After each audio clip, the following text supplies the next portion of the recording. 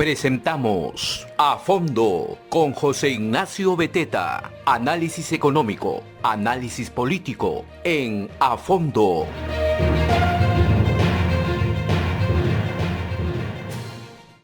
Hola, ¿cómo están? Muy buenos días a todos. Esta es una nueva edición de A Fondo. Yo soy José Ignacio Beteta, presidente y director de la Asociación de Contribuyentes del Perú y también conductor de este programa. Gracias por estar con nosotros y gracias a la red de comunicación regional, como siempre, que nos permite, digamos, tener este espacio para poder debatir ideas.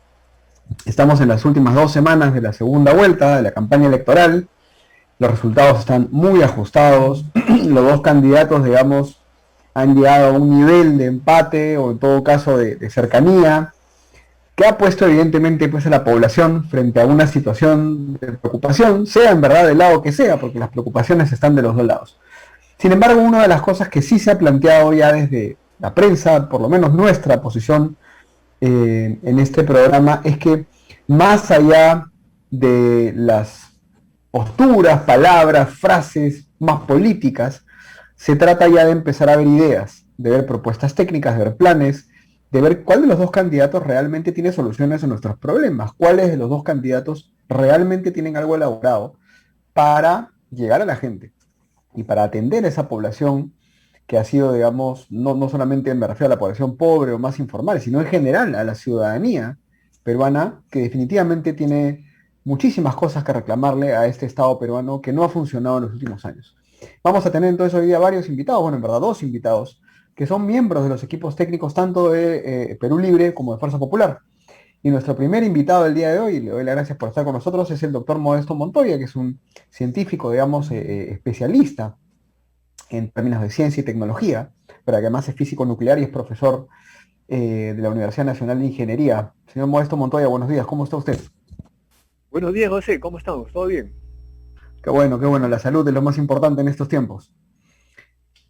En el panorama electoral, su llegada, digamos, ha sido vista efectivamente como quien va a aportar un poco al área de ciencia y tecnología. Y usted ha manifestado que es necesaria la fundación, la creación de un ministerio para este tema. Explíquenos por qué tendría que ser importante o necesaria la fundación, la creación de un ministerio de ciencia y tecnología. Bueno, primero hay que explicar por qué es importante la ciencia, ¿no? Porque el ministerio es un medio, no es un fin. La ciencia ha mostrado en Singapur, en Corea del Sur, en Finlandia, en China, en todos los países del mundo, ha mostrado que la ciencia enriquece a los más ricos y también a los más pobres. Es totalmente contrario a lo que escuché ayer a la candidata Keiko Fujimori, que nunca pronuncia la palabra ciencia, diciendo que Perú Libre tratará de quitar a los ricos para darle a los pobres. Eso es totalmente falso, es una mentira más de la que yo escucho. También ha dicho que Perú Libre va a estatizar los kioscos, que también es otra gran mentira. Me parece increíble cómo una candidata de su nivel intelectual puede mentir de esa manera. La ciencia enriquece a todos. ¿De qué manera? Hay ejemplos innumerables de personas como el que habla, dicho sea de paso. Yo he sido pastor de ovejas en mi niñez, he trabajado como pequeño minero, niño en mi tierra, en Chimbote me he formado como técnico para trabajar lo más pronto posible en CIDER Perú, descubrí la ciencia haciendo transformadores en la planta siderúrgica, antes se llamaba Sogesa, me interesé en la ciencia y estudié ciencias, he recorrido el mundo entero, bueno, muchos países, digamos, de Europa, Estados Unidos, y he tenido una vida fenomenal, que muchos niños deberían tenerlo. Eso gracias a la ciencia. Siendo pobre, de padre obrero, de madre de origen campesino, la ciencia me ha dado una vida totalmente diferente a la de mis padres. Eso es la ciencia, ¿no es cierto? Y también, si queremos hablar de personas ricas, muchas ricas ahora, tenemos el caso de Steve Jobs, de Bill Gates, que no tenían nada al principio y con ciencia se hicieron multimillonarios. Entonces lo que yo propongo siempre desde hace ya 40 años es hacer que los niños se interesen en ciencia. Y tengo incluso un semillero científico y de ahí han salido niños que ahora están en el mundo entero gozando de una vida mejor. Esa la propuse incluso de los años 80, cuando hicimos campaña por la tecnología. El señor Alberto Fujimori tomó la idea e hizo campaña con nuestra palabra, ¿se acuerda? Honradez, tecnología y trabajo, ¿no? Me nombró incluso a mí presidente de la Comisión de Transferencia del INTINTEC, que era un instituto que hacía ciencia para la industria, para los ricos, digamos, si se quiere hablar así. Y entonces yo propuse allí que se impulse este instituto, que se dé más fuerza a ese instituto. Y este señor, cuando tomó el poder, nos dijo que no vamos a fortalecer, más bien hay que cerrar. Y cerraron el instituto, el INTINTEC lo cerraron y lo convirtieron en Indecopi, que es para defender las patentes de los norteamericanos. Y el Museo de Ciencia, donde nosotros íbamos con nuestros niños para que se interesen en ciencia, lo cerró. Eso es una cosa histórica que sería bueno analizar qué tenía en la cabeza. Ahora la señora Keiko, más honesta, ni siquiera pronuncia la palabra ciencia. Nosotros seguimos con esa idea. ¿Y qué pasa? Escuchamos a un candidato, a un maestro, a un profesor que dice, yo estoy por la ciencia. Yo quiero que la ciencia ayude a hacer los niños más inteligentes, más conocedores, más listos para hacer un Perú diferente, para ser menos dependiente, porque el hecho de que no tengamos científicos, prácticamente estamos obligados a entregar nuestros minerales en bruto para que se lo lleven. Nosotros queremos que los niños sean científicos para exportar no solamente minerales, no estamos contra los minerales por si acaso, eso es necesario para subir, pero necesitamos que los niños exporten también conocimiento, que exportemos software, que tengamos algún conocimiento en un celular, en un automóvil, porque eso es patente. Una mejora en un automóvil, tú lo patentas y cualquier automóvil que se construya en cualquier parte del mundo tiene que pagar por ese invento. Eso es lo que queremos. Pero ¿qué pasa? ¿Por qué el ministerio? Porque en este momento tenemos la ciencia con un CONCITEC que no es ministro, el presidente del CONCITEC, y por lo tanto no participa en la repartición de los recursos en el Consejo de Ministros. Tú sabes, José, que donde se define el presupuesto de la República es en el Consejo de Ministros, y como no hay ministro, le dan una miseria al CONCITEC, que no alcanza para nada. Por ejemplo, tenemos la vacuna, esta vacuna peruana. He conversado con el científico amigo mío, Mirko Sig, me dice que el CONCITEC rasca la olla para dar unos cuantos soles que no alcanza. El CONCITEC hace una muy buena labor, pero con la miseria que le dan, no tiene ninguna posibilidad de dar buenos resultados. Tienen que acudir a empresas extranjeras. Por eso es que necesitamos que el CONCITEC se convierta en ministerio para pelearse por los recursos. Tenemos el 0.1% del PBI en ciencia, mientras que los países que están desarrollándose tienen 2%, algunos tienen 5%. Por eso se quiere el ministerio, ¿te das cuenta? Ahora una pregunta rápida, porque quiero hacerle varias preguntas, se nos va el tiempo porque tenemos el tiempo bien cortito, pero usted ha mencionado algo muy importante, yo estoy muy de acuerdo con usted, la ciencia y la tecnología son algo transversal, importantísimo, y ha tratado, con buena fe, seguramente, de eliminar esos temores y esos medios con respecto al tema de la estatización y la riqueza, pero si bien es cierto el discurso que usted tiene es así, cuando el señor Castillo se va por otros lados a hacer mítines, vuelve con este discurso, y la señora Dina Boluarte la vez pasada dijo que si las empresas no querían renegociar sus contratos, si no querían volver a tener una revisión, digamos, de sus condiciones, se podían ir, y que las empresas estatales iban a asumir esos sectores. Y lo mismo hace de vez en cuando el señor Castillo, no en Lima, porque en Lima se cuida mucho, pero sí en provincias. Yo le creo a usted en su discurso sobre la ciencia, pero es difícil creerle a los otros, digamos, señores que lo acompañan, cuando sí efectivamente son muy reacios a la inversión privada y a la inversión internacional, que, ojo, es la que trae innovación también, porque uno no puede crear innovación, ciencia y tecnología en una isla, de una manera aislada frente al mundo. O sea, cerrar las fronteras no nos van a dar más ciencia y más innovación.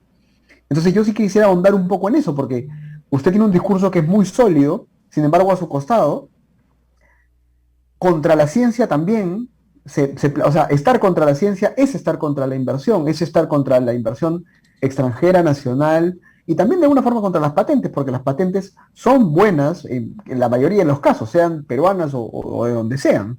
Entonces, ¿cómo va a ser Perú Libre para deslindar un poco esto? Porque lo siguen manteniendo, digamos, ¿no? Bueno, yo no he escuchado esos discursos, de repente usted sí, pero lo que yo le señalo es que los científicos que estamos en Perú Libre, apoyándolo a Perú Libre, no somos militantes, al contrario, que pensamos que, no, ya lo dije, no podemos vivir sin los minerales, o sea que necesitamos minerales, que el que cierra las minas simplemente para morirnos de hambre, dicho sea de paso, igual que Venezuela. Venezuela y Perú tienen el mismo modelo, ¿no? Dependen de la materia prima, solo que Venezuela depende del petróleo, el petróleo está el precio por lo bajo. Cuando hay ciencia, los inversionistas internacionales vendrán al Perú con mucho más razón, pero van a invertir en conocimiento, van a invertir en ingenieros, en técnicos allí preparados para hacer celulares, como lo están haciendo en China. Los americanos, las grandes empresas se van a China e invierten allí para hacer equipos modernos. Acá al Perú solamente vienen, como lo dije, para sacar minerales porque no tenemos una masa crítica de científicos, de ingenieros.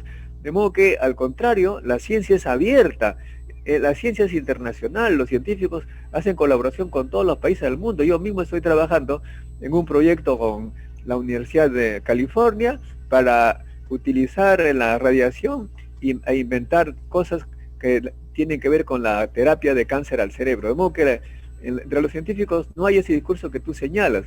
Ahora bien, lo que sí he escuchado, por lo menos lo que he escuchado, es que Pedro Castillo va a renegociar algunos contratos con las empresas porque las ganancias aparentemente no están bien repartidas. Yo no conozco bien ese tema. Es igual que, por ejemplo, la vez pasada que yo tenía, hace mucho tiempo tenía una casa, vivía en una casa en alquiler, y cuando las cosas cambiaron le dije, señora, mire, yo no puedo pagarle tanto porque hay una nueva situación, así que vamos a rescindir el contrato. No, me dijo, ya rebajamos el alquiler. Eso se llama conversar para una nueva condición. Obviamente no se puede de ninguna manera desconocer los contratos, pero sí se puede renegociar. Con cualquier contrato se puede hacer de buena fe si es que se ve que hay ganancias, que no hay pérdida demasiado de un lado y de otro, que hay al final que todos ganen. Yo no creo que de ninguna manera un gobierno va a romper un contrato de manera unilateral, eso sería un suicidio, puesto que hay pues todo la Organización Mundial del Comercio, que ya hemos firmado contratos. Creo que esto, incluso si alguien lo desea, no es posible. Nosotros si usted Modesto Montoya, si usted, doctor, imaginémonos que el gobierno de Perú Libre empieza, que el señor Castillo gane las elecciones y usted tiene la oportunidad con su equipo y con otros especialistas de plantear estas propuestas en ciencia y tecnología que plantea, que me parecen muy importantes, además que van al costadito del tema de transformación digital del Estado, que es todo otro tema que se debería tratar con mucho más tracción, con mucho más fuerza. Pero si usted detecta que el gobierno de Pedro Castillo, conforme pasa el tiempo, empieza a ser un gobierno estatista, que empieza a renegociar contratos con la excusa de que el pueblo los revisa, porque les paran y les bloquean las carreteras a las empresas, si usted empieza a ver que este gobierno se vuelve un gobierno autoritario, dictatorial, ¿usted daría un paso al costado, siendo coherente, digamos, con los valores que usted plantea ahora? Primero, lo interesante que ha dicho, la transformación digital. La Universidad de Ingeniería, San Marcos, la Universidad de San y nuestro Centro de Ciencia y Tecnología invitó a los dos candidatos para hablar justamente sobre transformación digital. El profesor Pedro Castillo estuvo allí presentando sus ideas al respecto porque él es convencidísimo que se necesita, como maestro, obviamente sabe la necesidad. La candidata Keiko no fue, como nunca atiende también a nuestras invitaciones de entrevista. En segundo lugar, mi vida ha mostrado, si usted lo ve, cuando Fujimori traicionó nuestras ideas en el año 90, me puse en la oposición. Y usted es muy joven seguramente, pero en la televisión en esa época luché, con la época estaba Cecilia Valenzuela, mostrando cómo es que se manipula la población, haciendo que las vírgenes llorasen, y yo mostraba que eso se puede hacer con mecanismos simples de laboratorio, y también, por supuesto, con Cecilia Valenzuela denunciamos que pueden estar chuponeando los servicios de inteligencia a los peruanos, y Al final participé con Alejandro Toledo en una fotografía con él en un hotel, mostrando que estábamos contra esa dictadura en el momento más crítico, en el momento que tenía más poder con Montesinos y compañía. De modo que mi historia no es que yo diga qué voy a hacer, sino que mi historia muestra que cada vez que hay alguien que incumple sus promesas, inmediatamente estaré en primera fila, si es posible, para defender la democracia, porque los científicos somos demócratas. Y yo he escuchado a Pedro Castillo que ha dicho: yo soy demócrata, no soy comunista, no soy chavista, y obviamente yo le creo porque lo he escuchado en nuestras reuniones. No hemos podido tener el honor de contar con la otra parte en nuestras reuniones. Y además, yo estoy convencido que las empresas privadas van a pensar de repente cambiar un poco las condiciones, pero es imposible que podamos nosotros desconocer un contrato. Eso es una cosa internacional, no solamente incumbe al Perú. Muchísimas gracias, doctor Modesto Montoya, por su presencia. Se nos fue el tiempo, pero seguramente vamos a tener más oportunidades para conversar con usted. Gracias otra vez y mucha suerte en lo que queda de la campaña. Gracias, José. Gracias. Hasta luego. Hasta luego. Buen día. Vamos a una pausa muy rápido y regresamos con nuestro siguiente invitado.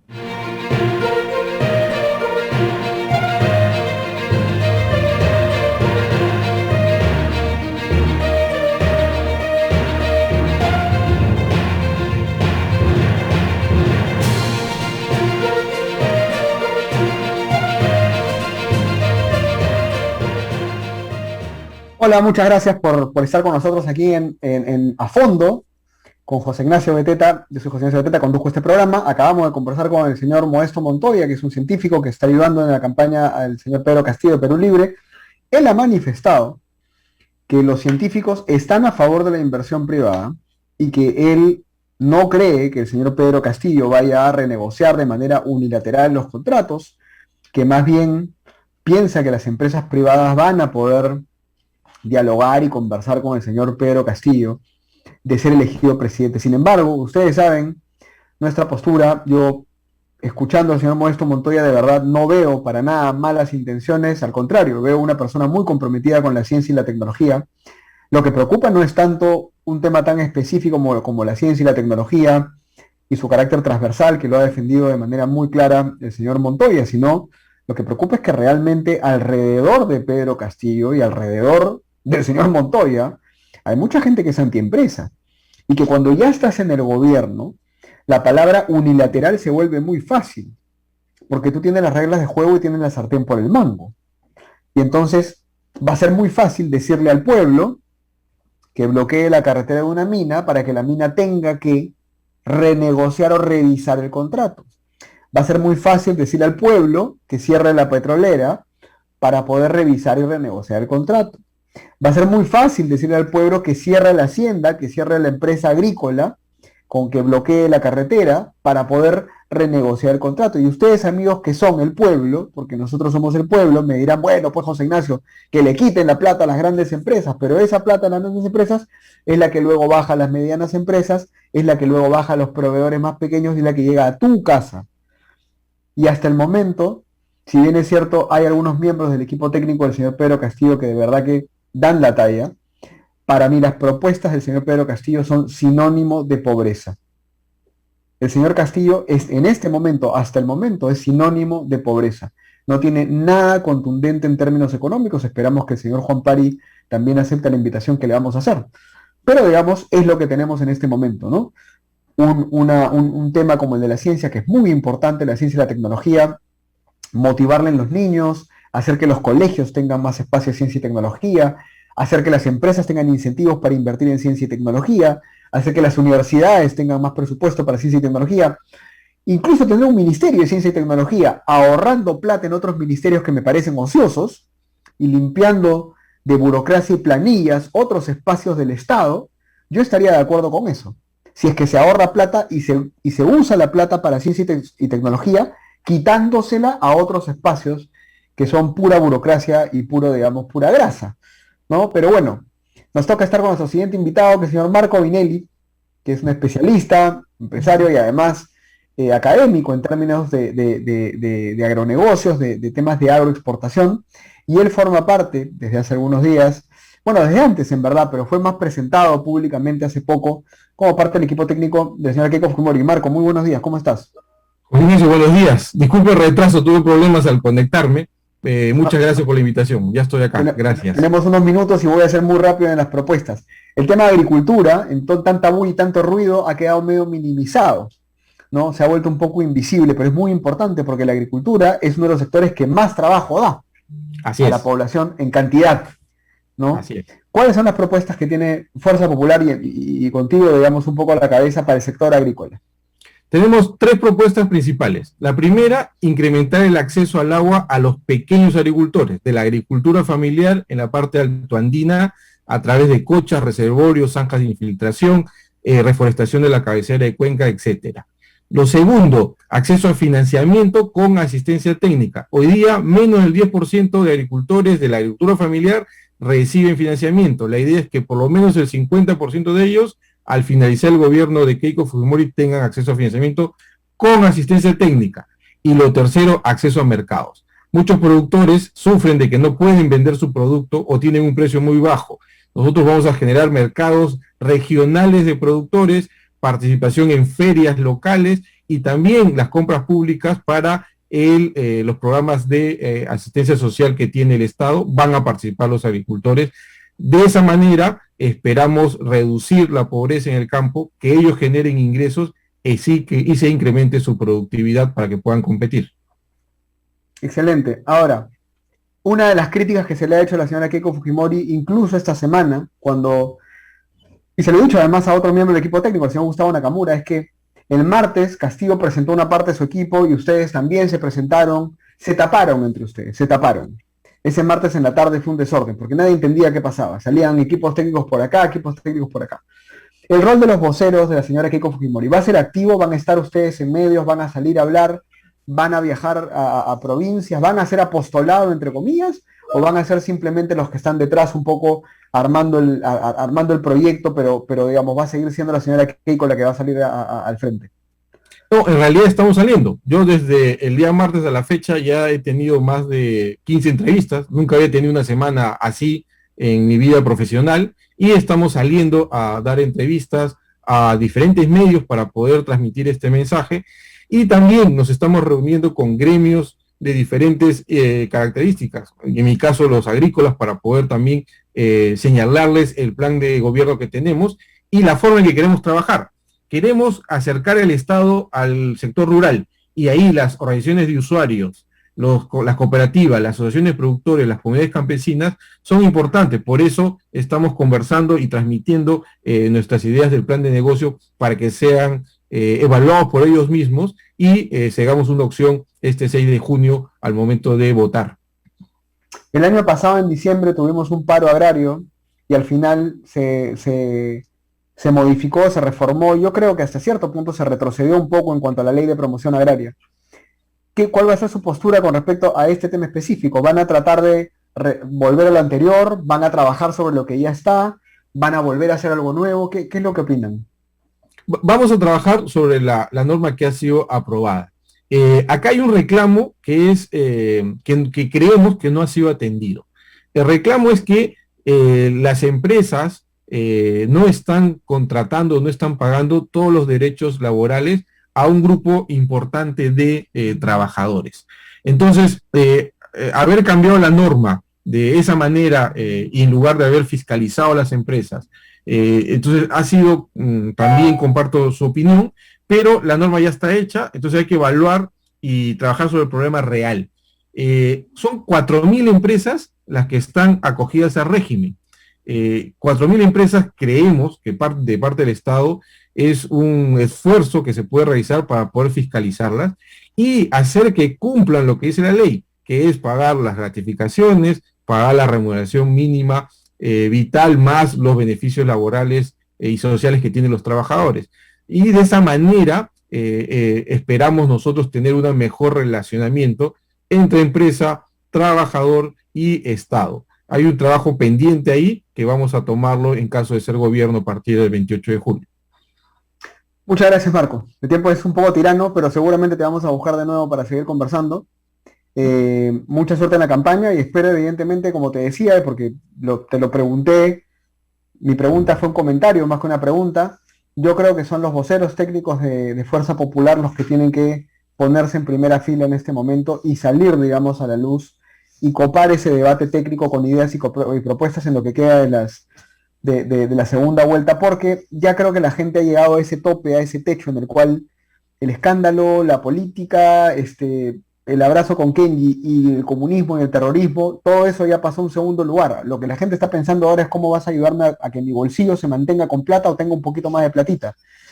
Y en la medida que los candidatos lleguen a ese punto, van a tener más posibilidad de ganar, escapando un poco ya de la bulla y del ruido. Así que tus últimas palabras antes de terminar. Esa es la idea, yo te agradezco, te pido disculpas por no conectarme tan rápido, pero te agradezco, esa es la idea y vamos a salir a convencer a más personas y encantado de volver a participar en tu programa. Muchas gracias, Marco, que sea un buen día para ti, con mucha salud. Y bueno, amigos, a ustedes han tenido ahora a Modesto Montoya de Perú Libre, han tenido también al señor Marco Vinelli de Fuerza Popular, ambos han expuesto temas de ciencia y tecnología y temas de agricultura, digamos, agroindustria. Vamos a tener que tener 2 semanas de planteamiento de ideas. Y como comentario final, digamos, hablando ya de la encuesta que ha salido hoy día de Datum, el panorama, como les digo, está muy cerrado, pero muy cerrado sobre todo para la señora Keiko Fujimori. Porque si hay algo que es cierto es que el señor Castillo no ha caído. La que ha subido es la señora Keiko Fujimori, y este fin de semana que ha pasado, la señora Keiko Fujimori ha tocado su primer techo.